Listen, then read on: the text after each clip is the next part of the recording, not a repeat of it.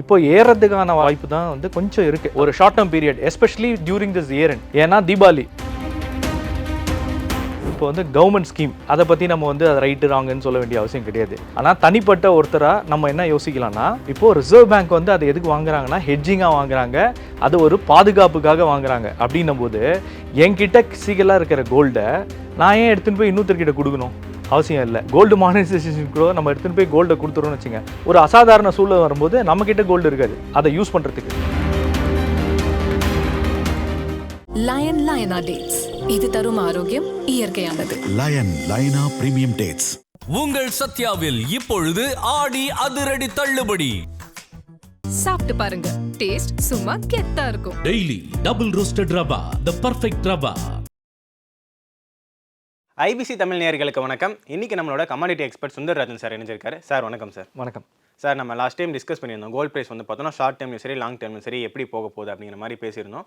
ரெண்டு டைம்லையும் வந்து பார்த்தோன்னா நமக்கு அதிகமான வந்து ப்ரைஸ் குறையிறதுக்கான சாத்தியக்கூறுகள் தான் இருக்குது அப்படிங்கிற மாதிரி நம்மளுடைய டிஸ்கஷன் வந்து இருந்தது. ஸோ இப்போ வந்து பார்த்தோன்னா லாஸ்ட் ஒரு 3 to 4 days வந்து கோல்ட் ப்ரைஸ் குறைஞ்சது, இன்றைக்கி வந்து திரும்ப ஏறி இருக்குது. ஸோ இந்த ஏறுறது வந்து எப்படி சார், இதுக்கப்புறம் ட்ரெண்ட் எப்படி இருக்க போகுது அப்படிங்கிறத பற்றி பேசலாம் சார். ஸோ கடைசியாக என்னோட நினைப்பில் என்னென்னா June 30th நம்ம பேசணும். அதாவது லாஸ்ட் குவார்ட்டரோட கடைசி நாள் தான் நம்மளோட இன்டர்வியூ இருந்தது. அன்றைக்கே நான் சொன்ன மாதிரி அந்த லோ, அந்த குவார்ட்டரோட லோ, அதாவது டாலரில் பார்த்தீங்கன்னா 3940 அதுதான் லோ கிட்ட வந்தது. ஸோ அதுலேருந்து நான் என்ன சொன்னேன்னா, அந்த லோ பிரேக் பண்ணால் தான் அடுத்தது ஆஸ் பர் ப்ரைஸ் லெவல்ஸு, அந்த லோ பிரேக் பண்ணால் தான் நெக்ஸ்ட் லெவல் போகணும். ஆனால் அது பண்ணாமல் கரெக்டாக மேலே ஒரு $200 வரலாம் மேலே போயிடுது. ஏன் போச்சுன்னா, இன்னொரு விஷயமும் நம்ம அந்த டைமில் பேசியிருந்தோம். என்ன பேசணுன்னா, க்ரூட் ஆயில் வந்து விலை இறங்கினால இன்ஃப்ளேஷன் டேட்டா, யூஎஸோட இன்ஃப்ளேஷன் டேட்டா வந்து மாறி வரத்துக்கு, பாசிட்டிவாக வரத்துக்கு வாய்ப்பு இருக்குது. ஸோ ரேட்டு ஹைக் வந்து வராமல் ஒரு பாஸ் இருக்கும் அப்படின்ற மாதிரி ஒரு சிச்சுவேஷன் இருந்தது.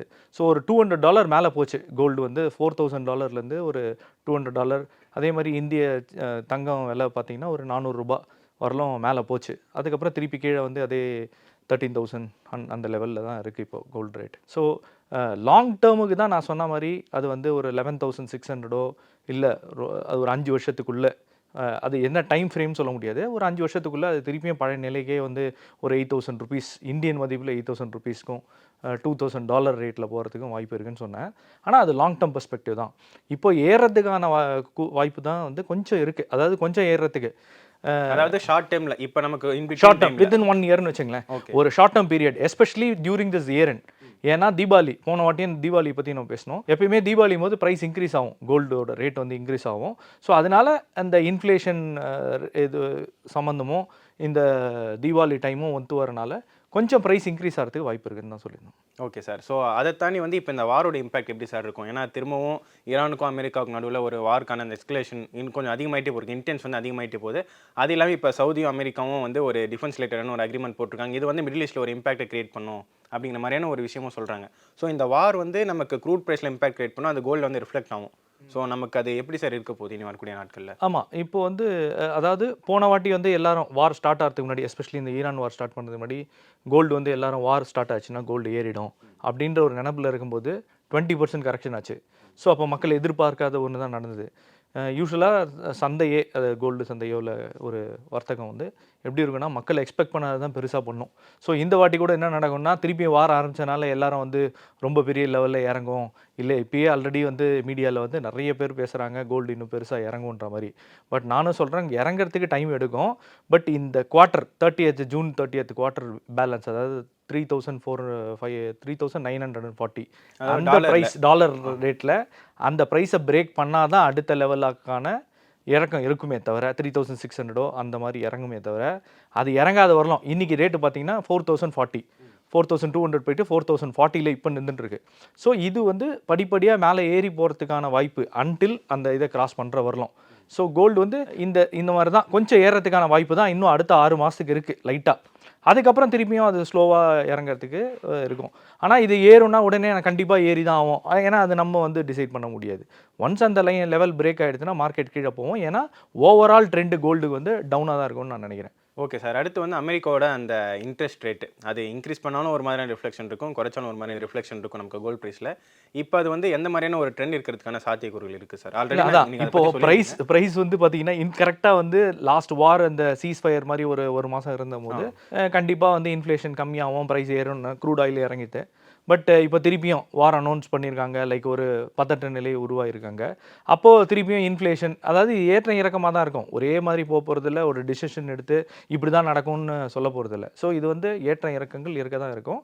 பட் ஓவராலாக இந்த இரண்டு வரலும் திருப்பி ஏறத்துக்கான வாய்ப்புகள் இருக்கே தவிர, அதுக்கப்புறம் திருப்பியும் மார்க்கெட் டவுன் ஆகும், கோல்டு மார்க்கெட் வந்து டவுன் ஆகிறதுக்கு தான் வாய்ப்பு ஜாஸ்தி. அதாவது ஷார்ட் டைம்ல வந்து பார்த்தோம்னா நமக்கு ஒரு ஏறுற மாதிரியான ஒரு பிம்பம் இருந்தாலுமே லாங் டைம்ல பார்க்குறப்ப அது ஆமாம், குறையிறதுக்கான போன வாட்டி வாய்ப்பு கூட ஸ்பெசிஃபிக்காக சொல்லியிருந்தேன். அதாவது திருப்பியும் மக்கள் வந்து 15,000, அதாவது இந்தியன் அந்த கிராம் விலை 15,000 கிட்ட 14,500க்கு மேலேயோ 15,000 வந்தால் யார் யாரெல்லாம் வாங்கியிருக்காங்களோ அவங்க விற்றாங்கன்னா நல்லது. ஏன்னா அதுக்கப்புறம் உங்க கையில காசு வச்சுட்டு திரும்ப விலை இறங்குறப்போ இறங்கின உடனே ஒரு 1 or 2 இயர்ஸ் கழிச்சு பார்க்கலாம். இன்கேஸ் அதை தாண்டி இன்னும் நல்லா போய் புதிய உச்சத்தை தொட்டுச்சுன்னா அங்கே போய் வேணால் வாங்கலாமே தவிர, உச்சத்துக்கிட்ட நெக்ஸ்ட் டைம் போகும்போது ப்ராஃபிட் புக் பண்ணி, அதாவது இன்வெஸ்டர், நான் சொல்கிறது வந்து இன்வெஸ்டர், அதாவது இன்வெஸ்ட்மெண்ட்டாக பண்ணுறவங்களுக்கு கோல்டை வாங்கி சேமித்து வைக்கிறாங்க பிற்காலத்துக்கு, அதாவது ஒரு 10 இயர்ஸ் 20 இயர்ஸ்னால் அவங்க விற்க வேண்டிய அவசியம் இல்லை. ஆக்சுவலாக 15% போன வாட்டி கூட இந்த இதை பேசியிருந்தோம். 15-20% இறங்கிச்சுன்னா கோல்டு வாங்கணும். திருப்பியும் அடுத்தது 11,600 கிட்ட வாங்கணும்னு சொன்னேன். அப்புறம் 8,000 கிட்ட. ஸோ இந்த 3 ரேட்டை திருப்பி நான் ஸ்பெசிஃபை பண்ணுறேன்.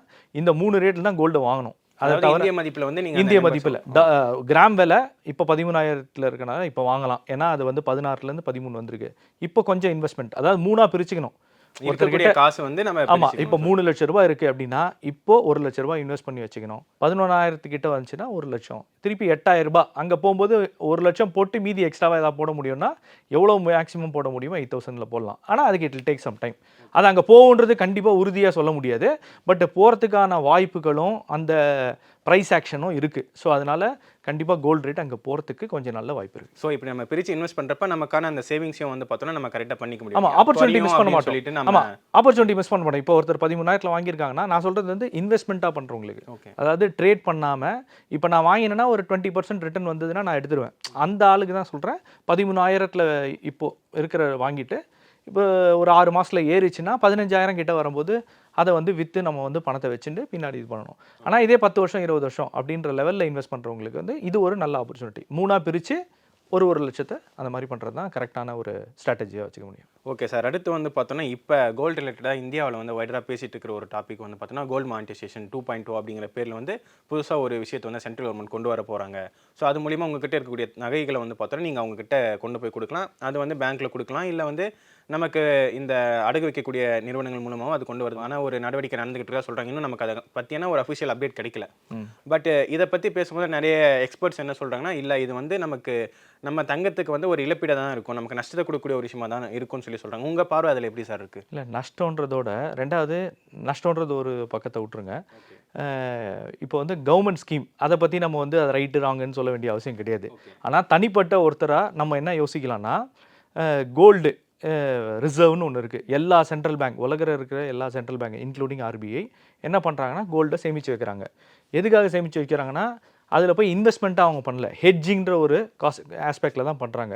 அதாவது பங்குச்சந்தையிலையோ இல்லைனா வந்து ஒரு டாலர்லையோ ஒரு பிரச்சனை வருதுன்னா கோல்டை நம்ம வந்து யூஸ் பண்ணிக்கலாம் அப்படின்ற ஒரு ரிசர்வுக்கு தான். அதாவது நம்ம வீட்டிலலாம் நம்ம எப்படி தங்கம் இருந்தால் எண்ணிக்கிறதுனால நமக்கு அது உதவ போகுது அப்படின்னு சொல்லிட்டு வச்சிருக்கோமோ, அதே மாதிரி நாடுகளும் பண்ணுறாங்க. இப்போது ஸ்டாக் மார்க்கெட்டில் ஒருத்தர் ஒரு ஸ்டாக்கை வாங்குறாருன்னு வச்சுங்க, மக்கள் என்ன பண்ணுவாங்கன்னா, அவர் பெரியவர், அவர் வந்து இந்த விஷயத்தில் நிறைய தெரிஞ்சவர், அவர் அந்த ஸ்டாக் வாங்கினா நானும் அந்த ஸ்டாக் வாங்குவேன் அப்படின்னு சொல்லும்போது அதே தான் கோல்டில். இப்போது ரிசர்வ் பேங்க் வந்து அதை எதுக்கு வாங்குறாங்கன்னா ஹெட்ஜிங்காக வாங்குறாங்க, அது ஒரு பாதுகாப்புக்காக வாங்குறாங்க. அப்படின்னும் போது என்கிட்ட சிகலாக இருக்கிற கோல்டை நான் ஏன் எடுத்துகிட்டு போய் இன்னொருத்தர்கிட்ட கொடுக்கணும்? அவசியம் இல்லை. ஏன்னா நாளைக்கு ஒரு சூழ்நிலை வருது, கோவிட் வந்துச்சு, யாருக்குமே எக்ஸ்பெக்ட் பண்ணாத ஒரு விஷயம். ஒரு 6 மாதம் வரலும் நம்ம லாக்டவுனில் இருந்தோம். அப்போது யாராலையாவது பேங்க்கில் வந்து போய் அந்த கோல்டை வச்சுருந்தாலோ லாக்கரில் வச்சுருந்தாலோ அதை எடுத்து யூஸ் பண்ண முடியுமா? முடியாது. இப்போது கோல்டு மானிட்டைசேஷன் கூட நம்ம எடுத்துகிட்டு போய் கோல்டை கொடுத்துருவோம்னு வச்சுங்க, ஒரு அசாதாரண சூழ்நிலை வரும்போது நம்மக்கிட்ட கோல்டு இருக்காது அதை யூஸ் பண்ணுறதுக்கு. ஸோ என்னை பொறுத்தவரையிலும் அது வந்து ஒரு ஹெட்ஜிங் மாதிரி தான் மக்களும் யூஸ் பண்ணணுமே தவிர, அதில் வந்து ஒரு சின்ன வட்டி கிடைக்குமா அப்படின்னு ஆசைப்பட்டாங்கன்னா அதுக்கான மெயினான இருக்கிற பர்பஸ் இருக்குது இல்லையா, ஹெட்ஜ் பண்ணி இல்லைனா ஒரு கஷ்டமான சூழ்நிலை வரும்போது அதை நான் வச்சு இது பண்ணும்போது அது வந்து யூஸ் பண்ண முடியாத ஒரு சூழ்நிலை வரும். ஸோ அதனால் எப்படி வந்து ஒரு சென்ட்ரல் பேங்க் வந்து அதை வந்து ஒரு பாதுகாப்புக்காக வச்சுக்கிறாங்களோ, நம்மளும் மக்களும் அதை வந்து ஒரு பாதுகாப்புக்காக வச்சுக்கணுமே தவிர அது ஒரு தனிப்பட்ட கருத்து. அதுக்காக நீங்கள் யாரும் அந்த ஸ்கீமில் போகாதீங்கன்னு சொல்ல வரல. அது வந்து ஒவ்வொருத்தருக்கும் ஒரு ஒரு இது இருக்கும். என்கிட்ட நிறைய கோல்டு இருக்குது, நான் வந்து பாதியை வைக்கிறேன், அதில் ஒரு வட்டி வரும்னா அது வேறு விஷயம். ஆனால் கொஞ்சமாக கோல்டு வச்சுருக்கோம், அதில் போய் வைக்கணும்னு அவசியமே கிடையாது. Okay sir. இதில் வந்து இன்னொரு விஷயமும் வந்து நம்ம முன்னாடி டிஸ்கஸ் பண்ணப்போ நீங்கள் சொல்லியிருந்தீங்க, கவர்மெண்ட்டே வந்து பார்த்தோன்னா வெளியே கண்ட்ரீஸில் இருக்கக்கூடிய கோல்டு எல்லாத்தையுமே அவங்கவுங்க கண்ட்ரிக்கு வந்து கொண்டு வர ஒரு விஷயத்தை பண்ணுறாங்கன்னு சொல்லிட்டு அதை பற்றி கொஞ்சம். அதான் அது பார்த்தீங்கன்னா ஆர்பிஐ வந்து முதல்ல இப்போ வந்து 880 டன்ஸ் 880 டன் வந்து கோல்டு வச்சுருக்காங்க ரிசர்வில். அதில் வந்து 200 டன்னு தான் இன்னைக்கு இருக்கிற நிலைமையில் வெளிநாட்டில் இருக்குது. மீதி 680 டன் வந்து இந்தியாவுக்குள்ளே எடுத்துன்னு வந்துட்டாங்க. எஸ்பெஷலி லாஸ்ட் 24-25 பார்த்தீங்கன்னா 200 டன்ஸ் ஆஃப் கோல்டு வந்து இந்தியாவுக்குள்ளே திருப்பி ரீபேட்ரேட் பண்ணியிருக்காங்க. அது ஏன் பண்ணாங்கன்னா, நாளைக்கு ஒரு லாக்டவுன் வரும்போது இல்லைனா ஒரு அசாதாரண சூழல் வரும்போது ஃப்ரீஸ் பண்ணிட்டாங்கன்னு வச்சுங்க, கோல்டு வந்து வெளிநாட்டிலே மாட்டிக்கும். நம்மளுக்கு வந்து அதை யூஸ் பண்ணக்கூடிய சூழ்நிலை வராது. ஈவன் தோ நம்மளோட கோல்டாக இருந்தாலும், இந்தியாவோட கோல்டாக இருந்தாலும், கோல்டு வெளிநாட்டில் இருக்கும்போது அது பக்கத்து வீட்டில் இருக்க மாதிரி. ஸோ லாக் பண்ணிட்டாங்கன்னா நம்மளால் போய் எடுக்க முடியாது. ஸோ அந்த சூழ்நிலையை கருதி மோஸ்ட் ஆஃப் த கோல்டை வந்து இந்தியாவுக்குள்ளே எடுத்துன்னு வந்துட்டாங்க. ஏன்னா நம்மளும் நம்ம சேஃபாக வச்சுக்க முடியும். ஸோ அதுக்கான சூழ்நிலையை கிரியேட் பண்ணி கோல்டு எடுத்துன்னு வந்து வச்சுட்டாங்க. ஸோ இனிமேல் நம்ம யாருக்கும் பயப்பட வேண்டாம். என்ன பிரச்சனை இருந்தாலும் நம்ம கோல்டை நம்ம யூஸ் பண்ணிக்க முடியுன்ற.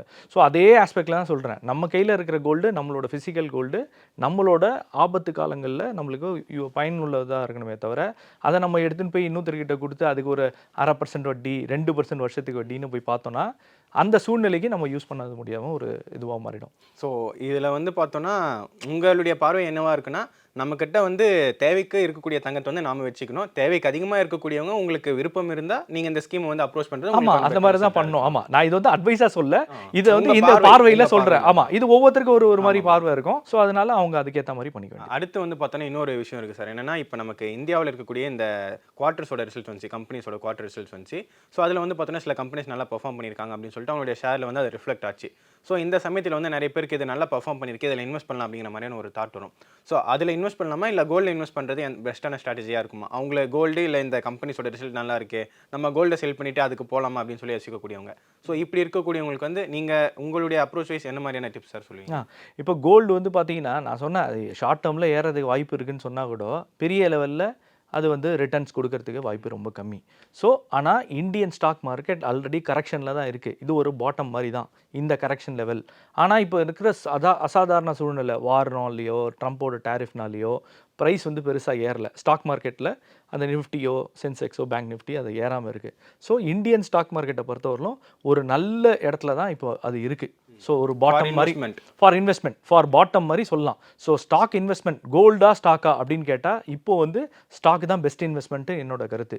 ஏன்னா லோயஸ்ட் லெவல் இன்னும் ஒரு 5 வருஷத்தில் அடுத்த எலெக்ஷன், அதாவது சென்ட்ரல் கவர்மெண்ட் எலெக்ஷன் நெக்ஸ்ட் வரத்துக்குள்ளேயும் கண்டிப்பாக மார்க்கெட்டை வந்து இன்னொரு உச்சத்துக்கு போகிறதுக்கான வாய்ப்பு தான் ஜாஸ்தி இருக்குது. இதுதான் லோயஸ்ட் பாயிண்ட்டாக இருக்கும். இப்போது ரீசெண்டாக வந்த லோ வந்து பார்த்தீங்கன்னா இங்கேருந்து ஒரு 1000 பாயிண்ட் டவுன் தான் நிஃப்டி. ஸோ 1000 பாயிண்ட் மேலே தான் நிற்கிது. ஸோ இந்த இதை வச்சு கண்டிப்பாக இது வந்து ஸ்டாக்கில் இன்வெஸ்ட் பண்ணுறதுக்கான ஒரு நல்ல ஆல்ரெடி ஒரு சின்ன ஒரு ஆப்பர்ச்சுனிட்டி காமிச்சிருச்சு. அதாவது மேலே ஏறத்துக்கான ஒரு சிக்னலை காமிச்சிருக்கு மார்க்கெட். ஸோ இந்த இடம் வந்து நல்ல இடம். இந்த இடத்துல ஸ்டாக் மார்க்கெட்டில் இன்வெஸ்ட் பண்ணுறது compare to gold is right opportunity. Okay sir. அடுத்து லாஸ்ட்டாக நீங்கள் கோல்டு ப்ரைஸ் வந்து ஷார்ட் டைமில் எப்படி இருக்கும், லாங் டைமில் எப்படி இருக்கும்னு சொல்லிட்டு சொல்லியிருக்கீங்க. இப்போ கோல்டு வாங்க நினைக்கக்கூடியவங்க எந்த டைமில் வாங்கலாம் அப்படிங்கிற பற்றியும் சொல்லிட்டீங்க. இன்னைக்கு இருக்கக்கூடிய இந்த 1 வீக் ஆர் இந்த 1 மந்த் டைமில் வாங்க நினைக்கக்கூடியவங்களுக்கு எந்த டைம் சார் பெட்டரான ஒரு ஆப்ஷனாக இருக்கும்? இந்த டைமே ஏன்னா இப்போ 4000 டாலர் ரேட்டில் 4000 நிற்கிறது, 13,000 நிற்கிறது. இதுவே திருப்பி ஒரு $200 ஏறி திருப்பி இறங்கி வந்து நிற்குது. ஸோ அது இந்த இடத்துல அவங்க இன்வெஸ்ட் பண்ண தவறுனவங்க ஒரு மாதம் முன்னாடினா கூட இப்போ திருப்பி ஒரு ஆப்பர்ச்சுனிட்டி வருது, அவங்க இன்வெஸ்ட் பண்ணலாம். ஆனால் மொத்தமாக இன்வெஸ்ட் பண்ணக்கூடாது. அதுதான் நான் சொல்கிறேன். எல்லாரும் சொல்கிறாங்க இனிமேல் கோல்டு 25,000க்கு போயிடும், அதனால நான் 13,000 வாங்குறேன். அது நடக்காது. எனக்கு தெரிஞ்சு அது நடக்கிறதுக்கான சூழ்நிலை வந்து கம்மி. அதாவது அது வந்து எப்போ வந்து திருப்பி உச்சத்தை 16,000 தாண்டி உச்சத்தை தாண்டுதோ அதுக்கப்புறம் தான் போகும். ஸோ எப்பயுமே இந்த ரேட் இருக்கு இல்லையா, உச்சமோ நடுவில் இருக்கிற ஒரு சில ஸ்பெசிஃபிக் பாயிண்ட்ஸ், ப்ரைஸ் பாயிண்ட்ஸ். இப்போ நான் சொல்கிற மாதிரி 3,940 லாஸ்ட் குவார்ட்டரோட லோ. இது வந்து பிரேக் பண்ணிச்சுன்னா தான் கீழே போகும். ஸோ அது வரலாம் ஒரு கோல்டு வந்து இந்த இடத்துல சஸ்டெயின் ஆகிறதுக்கு தான் வாய்ப்பு இருக்குது. அதாவது ஒரு நாள் ஒரு $100 $200 அப்படின்னு சொல்லிட்டு ஒரு கிராமுக்கு ஏறும், அடுத்த நாள் வந்து அப்படியே அது இறங்குற மாதிரி போயிட்டு இந்த மாதிரி தான் போயிட்டு இருக்கோம். ஸோ அதனால் இது வந்து பிரித்து நான் வந்து 3 லட்சத்தை வந்து 3ஆக பிரித்து வைக்க போகிறேன்னா அவங்களுக்கு இந்த இடம் நல்ல ப்ரைஸான நல்ல ஒரு இடம். இந்த இடத்துல அவங்க கண்டிப்பாக இன்வெஸ்ட் பண்ணலாம். ஒரு பாதி இன்வெஸ்ட்மெண்ட்டை அவங்க இந்த இடத்துல பண்ணுறதுக்கான நல்ல சூழ்நிலையில் தான் இருக்காங்க. ஆனாலும் யாராவது ஒருத்தர் இன்வெஸ்ட்மெண்ட் சைட், திருப்பியும் அதையே சொல்கிறேன், இன்வெஸ்ட்மெண்ட் சைடில் பண்ணணும்னு நினைக்கிறவங்க திருப்பியும் உச்சத்துக்கிட்ட போகும்போது இப்போ வாங்கினதை ஒரு 20% 10% லாபம் வந்துச்சுன்னா விற்றுட்டு அவங்க அந்த இன்வெஸ்ட்மெண்ட்டை பாதுகாக்கிறது தான் நல்லது. ஸோ இந்த கோல்டோட ப்ரைஸ் வந்து இப்போ நமக்கு ஷார்ட் டைமில் வந்து எப்படி இருக்குது, லாங் டைமில் எப்படி இருக்கிறதுக்கான பாசிபிலிட்டிஸ் இருக்குது அப்படிங்கிறத பற்றி டிஸ்கஸ் பண்ணியிருக்கோம். கோல்டு எப்படி வாங்கலாம் அப்படிங்கிறத பற்றி நீங்கள் வந்து உங்களுடைய அப்ரோச் வந்து நீங்கள் சொல்லியிருக்கீங்க, உங்களுடைய பார்வை வந்து நீங்கள் சொல்லியிருக்கீங்க. ஸோ உங்கள் நேரத்துக்கு ரொம்ப நன்றி சார். நன்றி, தேங்க்யூ. லயனா டேட்ஸ், இது தரும் ஆரோக்கியம், இயற்கையானது. லைனா பிரீமியம் டேட்ஸ். உங்கள் சத்யாவில் இப்பொழுது ஆடி அதிரடி தள்ளுபடி. சாப்பிட்டு பாருங்க, டேஸ்ட் சும்மா கெத்தா இருக்கும். Daily double roasted rava, the perfect rava.